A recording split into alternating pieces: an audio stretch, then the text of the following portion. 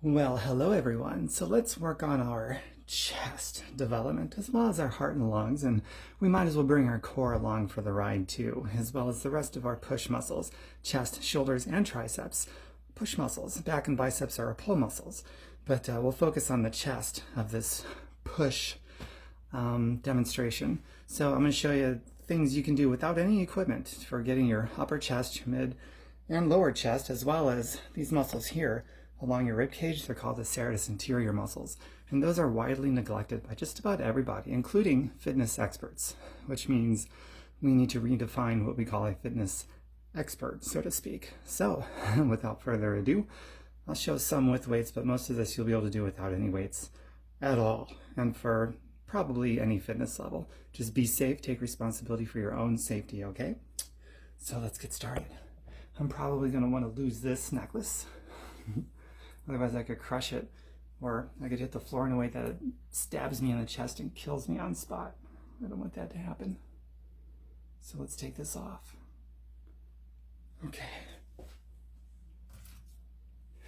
So the chest muscle, anytime you push, you're working out the chest, as well as the shoulders and the triceps. To isolate the chest, keep this in mind.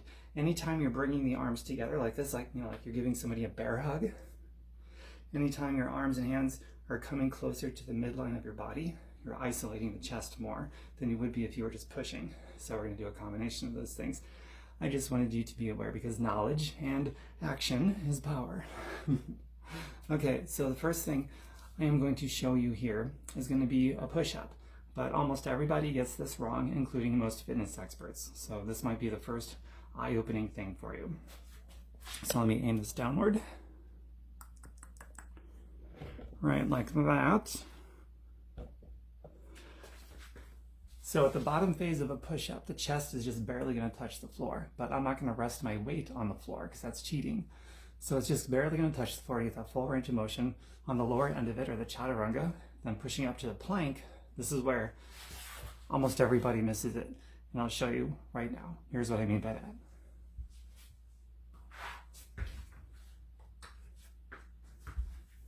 Aim this up a little. Ah, there we go. So just standard grip. Up a little more. I'm professional here. So the bottom phase.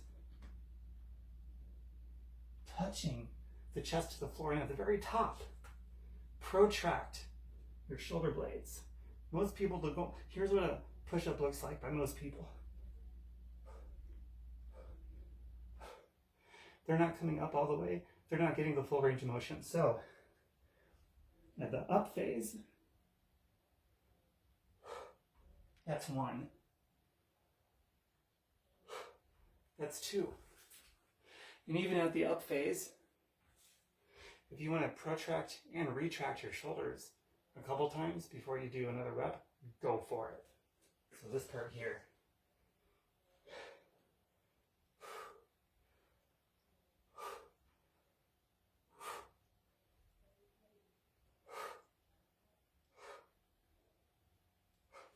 Maybe you can even alternate like that. And once in a while, you can just go into a full pike too, and really get all the back and the butt and the legs engaged in it as well. Like this.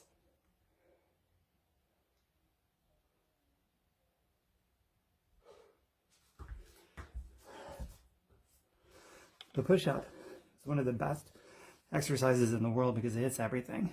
So when I was doing that protraction, and retraction of the shoulder blades, I'm getting the serratus anterior, which almost everybody misses, including experts. Pretty cool, hey? I'm also getting the chest, the front of the shoulders. And I'm also getting, by way of antagonist, the back, specifically the rhomboids. So the push muscles, your chest, especially the serratus anterior lines the rib cage muscles right here. Those are the protagonist muscles. And the back is getting that workout because it's the antagonist, especially when you protract and retract your shoulders, okay? Do those on your knees if you need to modify, and then work up getting stronger at first, If you're like most people, you're going to suffer, even if you're used to doing push-ups, because you haven't been doing them this way. So do them this way and get yourself stronger. You'll be glad you did. You're welcome. Okay, so the next push-up I'm going to show you, it's more of a standard grip. We're not inclined or declined. It's going to hit everything kind of centrally.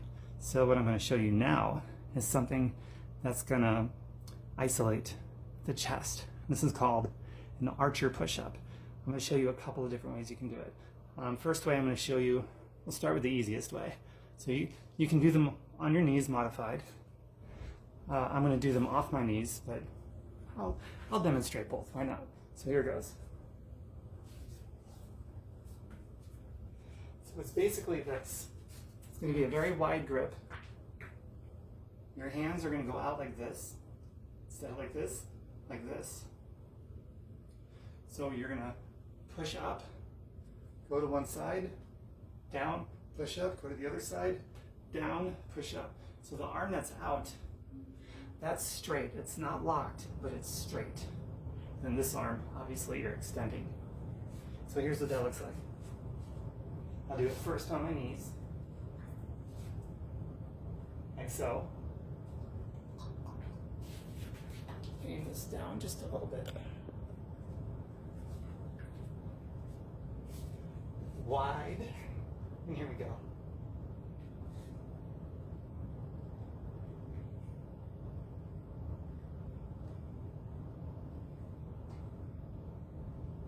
That's it. Here's what they look like standard. And this is hard. This is so good.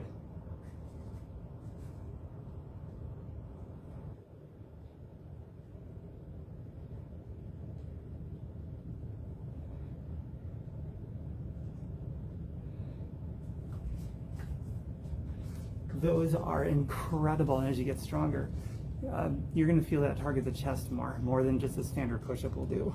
It's pretty incredible. You're also going to notice that other aspects of your arm are going to get stronger too, because it's not used to doing it with a straight arm. So it's pretty neat. And also when you're doing your push-ups, notice my pelvis is neutral. Most people will do this, they'll hurt their lower backs as they get older. You want to keep this very tight and just scoop your abs. Scoop your abs, and if you can't do that yet, then you want to dial it back and do modified until your core gets stronger, because for a lot of you that's going to be your weak link and you don't want to keep going. If you start doing this, just stop and do a modified version on your knees or whatever it takes until that gets stronger, and then you build up your strength and you do it right, because you don't want to get injured. That's important. And most people have a very deconditioned low back because we don't work it out like we should as we get older, and it just atrophies over time and people get injured. And the number one reason for long-term injury benefits from work or workman's comp claims is low back injuries. So there you go. Okay, the next thing I'm going to show you is something to work your upper chest. So your chest striations sort of go like this in the upper chest, from your clavicle to your sternum. So the motion is going to be this. So the easiest way to do that is going to be an incline push-up. And everybody knows that, but I'm going to show you a couple other things too that you probably have not seen. So first, we've got the incline push-up. You can use a chair or a stability ball or a couch or whatever. So here's what it looks like. Oops.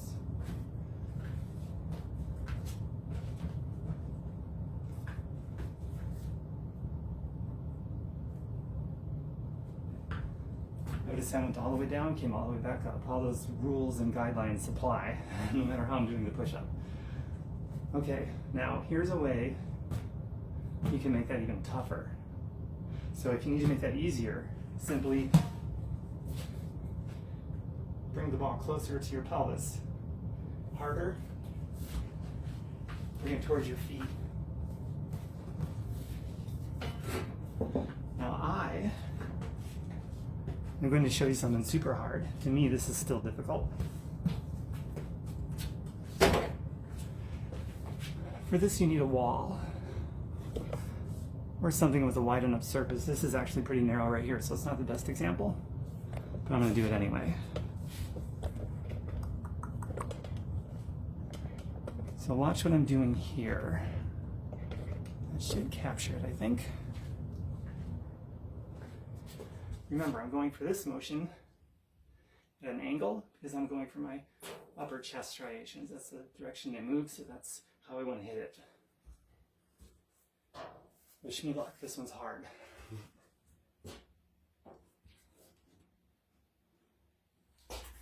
Get it down a little bit. Okay, there we go.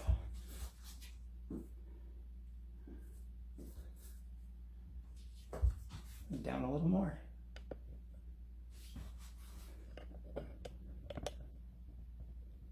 There we go, that should do it.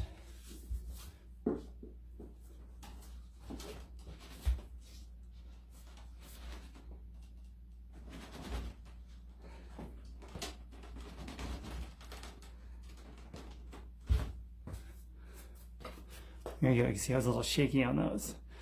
So that's one variation. That's a pretty hard one. You can do that. Way to go. And I just do all of these to the point of temporary muscular failure.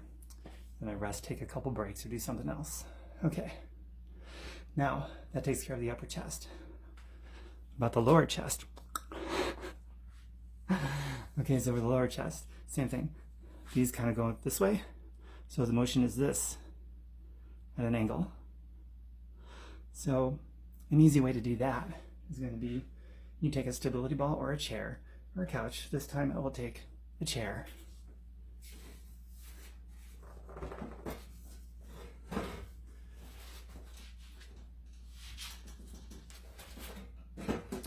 Aim this up a little bit.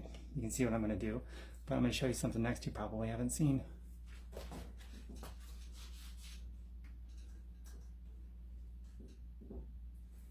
Again, at the top, all the way, protract the shoulders. Or you're robbing yourself of some great results, some benefits. Okay. Now, instead of the wall, use the floor. Still targeting the lower chest. So here's a way you can do this. It's pretty hard on the floor.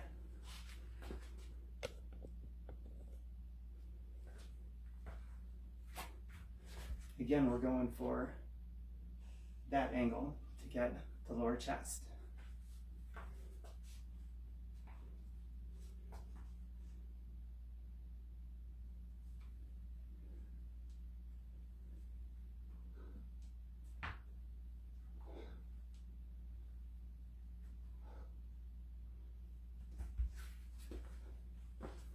And that's about it. So those are a few ways you can get the lower chest, upper chest, central, middle, get the whole thing. Now here's a few more things you can do. If you got some weights, check this out.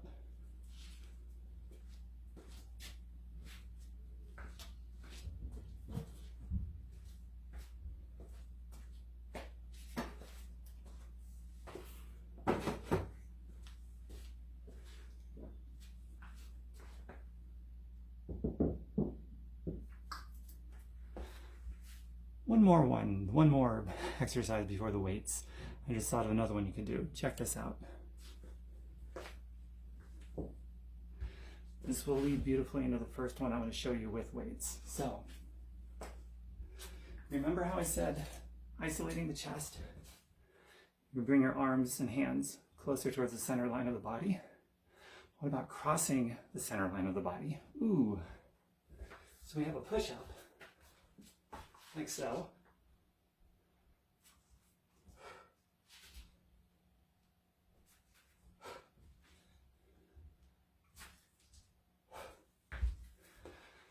So when you're twisting, getting some core work, some ab work, some oblique work, but you're also crossing the midline of your body. And when you do that, squeeze the chest hard. And you're also going to isolate the chest more too. Now, with weights.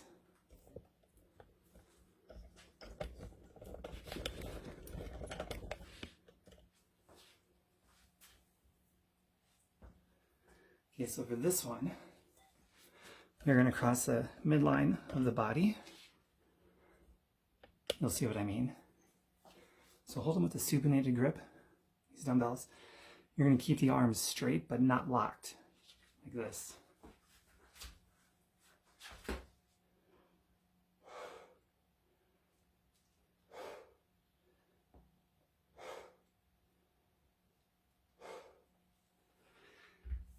So with that motion, you're crossing the midline of the body, massive engagement on the chest, isolation of the chest. But because you're going forward with your arms, you're also hitting the shoulders, anterior deltoids.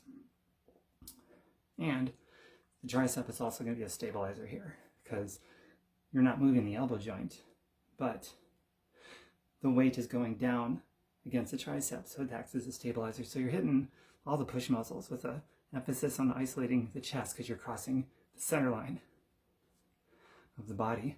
It's beautiful. Okay, chest flies. Those are the ones that everybody knows about to isolate the chest. So I'm going to demonstrate on the floor. You can also use a bench if you have one. And if you don't have dumbbells, you can use soup cans, especially if you're just starting out and you may not be in shape yet. If you use light soup cans and squeeze at the top, it could be a good place to start. If you're a bit stronger, soup cans ain't going to be enough. You want to do the stuff I already showed you, or if you got some weights, pick some up. I'll show you a good chest fly.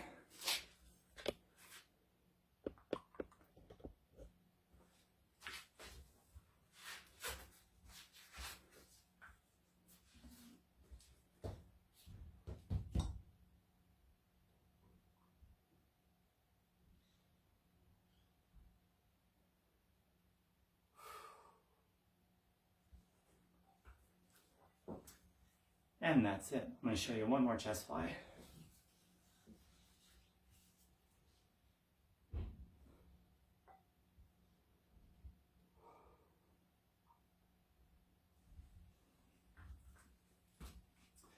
So for chest flies, the arms are typically, bent a little bit, but not too much.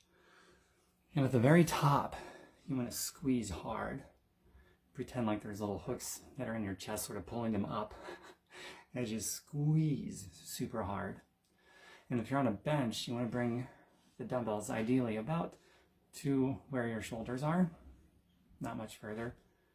Otherwise you could risk injury, but it's a great stretch down here, and then you go back up.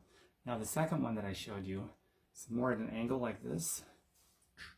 So by doing that, you're going to incorporate more of the shoulders, the front, the anterior aspect of the deltoids. So you're working those up, recruiting some of those motor neurons too now.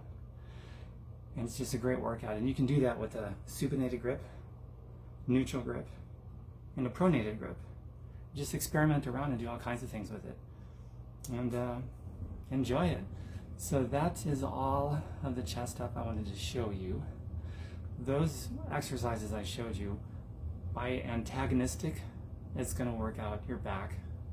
By the primary mover is the protagonist, definitely your chest, shoulders, and triceps with an isolation on your chest. And most of those exercises, especially the ones without weights, the various push-up stuff, is heavily going to engage your core muscles. The ones where you're twisting, definitely your obliques along with your core. It's also going to get your butt, your lower back, and for most of you, you're going to find your lower back is absolutely going to be the weak link, and you won't be able to, burn out these other muscles. These will hardly feel like they got worked out, but your back will have had it. So you really want to be careful about that. Listen to your body and give that time to strengthen up, because most of you desperately need that. And it's a good thing you're discovering that weakness this way rather than discovering that weakness through an injury that takes you out of commission for a while. So just be responsible about your own safety, listen to your body, check with your doctor, do whatever you have to do to be safe. I'm just giving you general information, not meant to treat or diagnose anybody. And feel free to share this. And my website is tomberkenmeyer.com, just like it's spelled here on social media, tomberkenmeyer.com. Comment below if you got some other ideas that you would like to see that I could show you. I'd love to do that. And get strong and healthy. And what do? I help people get healthy and live chemical-free, organic, healthy lives and I also help people make better money. So if you'd like to see any of that, I check my messages at least once a day. Just hit me up. I'm happy to share information with you about what I've got. Bye for now. Mwah.